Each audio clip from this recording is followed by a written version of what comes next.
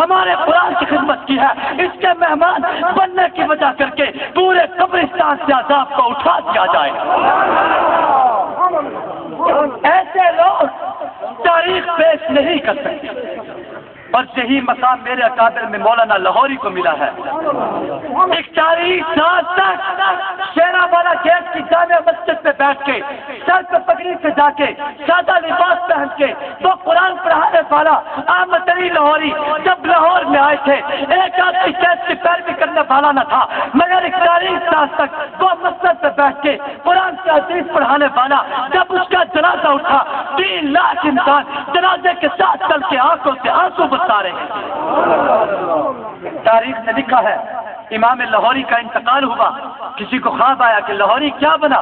فرمایا اللہ نے میرے اوپر کرم کیا ہے، جس رات میں قبر میں گیا ہوں اللہ نے فرشتوں سے کہا دیکھتے نہیں ہو لاہوری ہمارا مہمان ہوا ہے کہ دنیا میں بیٹھ کے قرآن کی خدمت کرتا رہا، آج لاہوری کے مہمان بننے کی وجہ کر کے پورے میانی کے قبرستان سے عذاب اٹھا دیا جائے۔ ایسے لوگ دنیا پیش نہیں کر سکتی۔ اے میرے اکابر نے جان دی ہے، مال دیا ہے، سب کچھ قربان کیا ہے، میں دنیا کے دجالوں کے سامنے جھکنا گوارا نہیں کیا۔ میرے بزرگوں میں اگر آپ تحریکوں کو دیکھ لیں، ایسی ایسی تحریکوں کا آغاز میرے اکابر علماء دیوبند نے کیا ہے۔ سبحان اللہ کہو بھائی، اور بلند آواز سے جھوم کے بلند آواز سے کہیں۔ تاریخ میں بر صغیر سے جہادی حوالے سے 3 تحریکوں کا آغاز ہوا۔ سب سے پہلی تحریک برطانیہ کے خلاف تھی، دوسری تحریک روس کے خلاف تھی، تیسری تحریک آج کے دجالوں کے خلاف ہے۔ پہلی تحریک میں تاریخ شاہد ہے، کئی سال کی جنگ لڑنے کے بعد برطانیہ نے شکست کھائی ہے، دیوبند بلند ہوا ہے۔ بولو برطانیہ نے شکست کھائی ہے، دیوبند، سارے بولو دیوبند، اور بلند آواز سے دیوبند۔ دوسری تحریک روس کے خلاف تھی کہ جس کو میرے اکابر نے سنایا، تاریخ اس بات پر بھی شاہد ہے، یہ بزرگ جانتے ہیں کئی سال کی جنگ لڑنے کے بعد روس کے ٹکڑے ہوئے، تمام برباد ہوا، مگر میرے اکابر کو اللہ نے پوری کائنات میں پھر بھی بلند کر کے دکھایا ہے۔ آپ مذہبی حوالے سے میرے بزرگوں کی تحریکوں کو دیکھ لیں، تاریخ ختم نبوت ہو، تاریخ مدح اصحاب پیغمبر ہو، ان کو چلانے والے بھی الحمدللہ ہمارے اکابر ہیں۔ سبحان اللہ کہو بھائی، اور بلند آواز سے۔ اور تاریخ ختم نبوت میں میرے اکابر کے جسم کے ٹکڑے کر کے تیل میں کباب بنائے گئے، دہلی آگرہ کے چوک تک میرے اکابر کو لٹکایا گیا۔ ختم نبوت کی تاریخ میں میرے اکابر کو سولی کی کھالوں میں بند کیا گیا، مگر اس وقت میرے اکابر نے کہا تھا اے تھے ہم ہی چلے مار کا راہوں میں، خشکیوں میں لڑے، کبھی دریاؤں میں، بیازانے کبھی یورپ کے کلیساؤں میں، کبھی افریقہ کے تپتے ہوئے صحراؤں میں، اور نقش توحید کا ہر دل پہ بٹھایا ہم نے، زیر خنجر پہ یہ پیغام سنایا ہم نے، دست و دست ہے دریا پہ چھوڑے ہم نے، بحر ظلمات میں دوڑا دیے گھوڑے ہم نے، صفائے دار سے باطل پہ مٹایا ہم نے، نوب انسان کو غلامی سے چھڑایا ہم نے، تیرے کعبے کو زمینوں سے بسایا ہم نے، تیرے قرآن کو سینوں سے لگایا ہم نے۔ آج تاریخ مدح صحابہ پیغمبر اپنے عروج پر ہے، کہو الحمدللہ، بلند آواز سے کہیے۔ جو مانتے ہیں وہ بلند آواز سے سبحان اللہ، جو نہیں مانے گا، جو نہیں بولے گا، میں سمجھتا ہوں انہی میں سے ہے، بلند آواز سے بولے بھائی۔ آج مدح صحابہ پیغمبر کی تاریخ اپنے عروج پر ہے۔ اس تاریخ کو چلانے والے اپنے دور کے بہت بڑے بریت اللہ، میری مراد شیخ الاسلام حضرت مولانا عبدالشکور لکھنوی رحمۃ اللہ علیہ، کہ جنہوں نے اس تاریخ کا آغاز کیا، یہ حضرت سے چلی، مولانا عبدالشکور دین پوری سے ہوتی ہوئی، مولانا دوست محمد قریشی سے ہوتی ہوئی، مولانا قاضی مظہر حسین سے ہوتی ہوئی، مولانا عبدالستار کوثری کی جوانی سے گزرتی ہوئی، یہ تاریخ مولانا حق نواز سے ہوتی ہوئی، احساس سے ہوتی ہوئی، فاروقی سے ہوتی ہوئی، آدم طارق سے ہوتی ہوئی، آج اس کا چہرہ میرے اکابر کا سر ہے، اس کی قیادت میرے اکابر کے ہاتھوں میں ہے۔ ہم پر بھی شکر کرتے ہیں، رضینا قسمت الجبار فینا لنا علم ولد حال مالو لأن المال جفنی عن قریب والعلم باقی لا یزالو۔ اللہ تیری تقسیم پر راضی ہے، جانوں کو دولت اور مال سے نوازا، مگر اللہ والوں کو تو نے اپنے کمال سے نوازا ہے۔ ہر دور میں میرے اکابر نے حق کا پرچار کیا ہے۔